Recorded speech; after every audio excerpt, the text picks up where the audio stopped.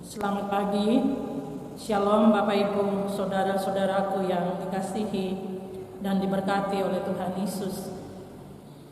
Bacaan kita Kejadian 21 ayat 8 hingga 21 dalam tema pembinaan minggu ini, peduli anak tanpa diskriminasi.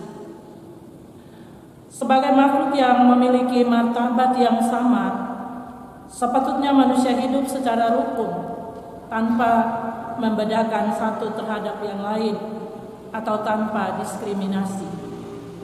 Namun dalam kenyataannya atau dalam praktek hidup di tengah-tengah masyarakat, masih banyak kita menjumpai kehidupan yang terkotak-kotak, kehidupan yang blok-blok karena perbedaan suku, karena perbedaan agama, karena perbedaan status sosial, bahkan perbedaan budaya.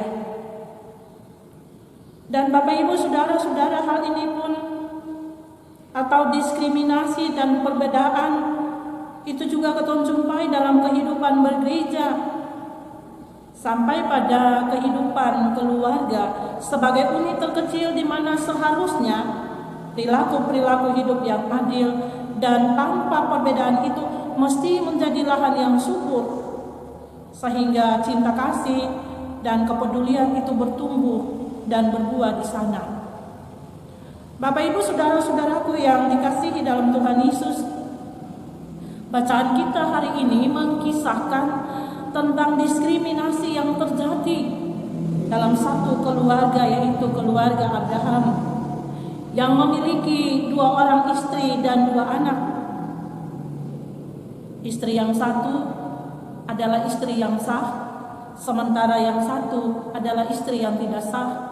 Dia adalah gundik. Dan Bapak Ibu Saudara-saudara, anak Abraham dan Hagar itu adalah Ismail. Dan anak Abraham dan Sarah yang lahir sesudah Ismail itu adalah Ishak. Bapak Ibu Saudara-saudara, hidup satu papa, 2 mama, dengan latar belakang budaya atau tradisi, latar belakang bangsa, status sosial yang berbeda, itu sungguh adalah sesuatu yang menyakitkan dan penuh risiko.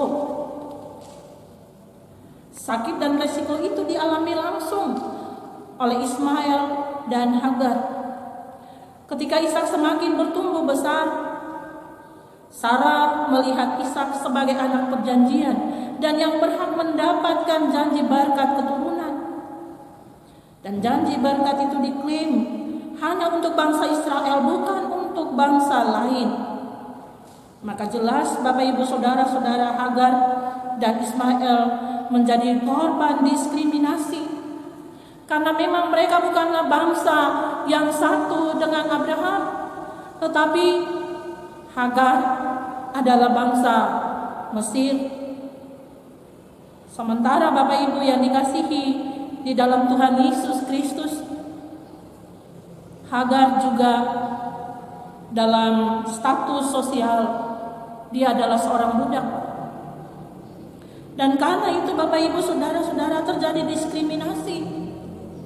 Hagar dan Ismail diusir dari rumah dan mengembara di padang gurun hanya berbekal roti dan air di kirbat. Dan itu tidak memberi arti kehidupan apa-apa bagi Hagar maupun bagi Ismail. Sebuah kondisi yang tidak gampang, tekanan hidup luar biasa yang mereka rasakan. Dan siapa yang mampu menjalani kondisi seperti itu, Bapak Ibu Saudara-saudara? Jemaat yang dikasihi dalam Tuhan Yesus, manusia tidak bisa menghadirkan keadilan. Manusia tidak menghargai martabat sesamanya, padahal sama-sama adalah ciptaannya.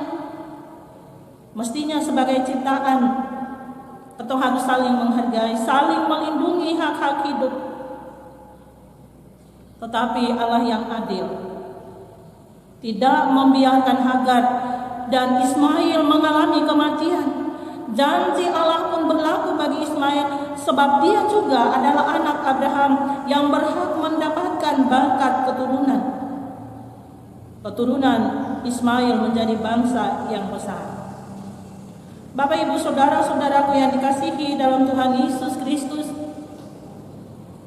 ada 3 hal bermakna yang kita dapatkan dari teks Kejadian 21 ayat 8 hingga 21 dalam kaitan dengan tema peduli anak tanpa diskriminasi.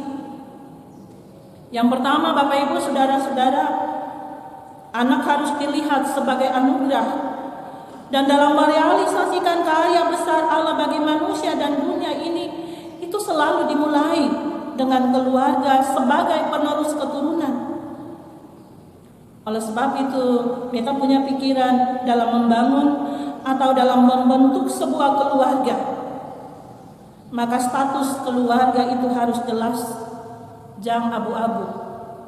Sebab nanti yang menjadi korban adalah anak itu sendiri. Tapi di sisi lain, Bapak, Ibu, saudara-saudara, kita mau bilang bahwa anak dengan latar belakang, dengan keadaan apapun, harus diterima dan dilindungi, harus diberi perhatian. Sebab dengan memberi cinta kasih, dengan memberi perhatian penuh dari keluarga, dari papa, dari mama, dari kakak, dari adik, bahkan dari orang-orang yang dikasihi yang ada di sekitarnya, maka itulah yang membuat dia menjadi pribadi yang memiliki kepercayaan diri. Katong bilang dia pede.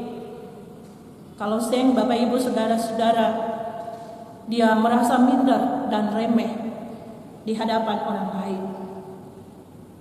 Yang kedua, Bapak, Ibu, saudara-saudara, anak adalah makhluk yang bermartabat. Oleh karena itu, perlakuan dan penghargaan terhadap anak sesuai dengan hak-hak hidup yang melekat pada dirinya, mestinya itu dinyatakan dengan segala baik. Yang ketiga, diskriminasi adalah tindakan yang tidak adil kepada seseorang. Kecenderungan yang suka membeda-bedakan manusia yang satu dengan manusia yang lain dari berbagai latar belakang, entah itu bangsa, entah itu budaya, entah itu agama, entah itu status sosial dan lain-lain. Bapak, Ibu, hal ini tidaklah penting, sebab semua manusia sama di hadapan Allah.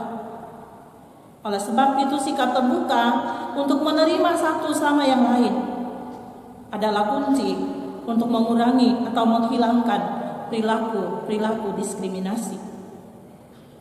Tuhan memberkati semua kita yang mendengar untuk melakukan firman-Nya dalam mengakhiri usbu di bulan ini dan dalam memasuki usbu baru, dalam memasuki hari-hari kerja kita, baik itu di keluarga, baik itu di tengah-tengah kehidupan berjemaat, di tengah-tengah kehidupan bermasyarakat, bahkan di tempat-tempat pengabdian kita bersama. Amin.